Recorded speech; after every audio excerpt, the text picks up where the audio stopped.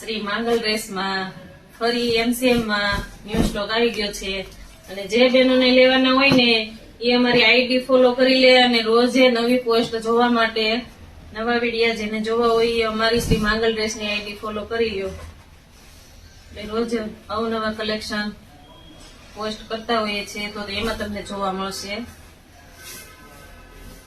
અને આનું જો કુર્તું 2 મીટરનું રહેશે અને બોટમ છે 2.5 મીટર દુપટ્ટો ફૂલ કટ રહેવાનો છે એના બધા કલર બહુ બધા કલર ડિઝાઇન આવ્યા છે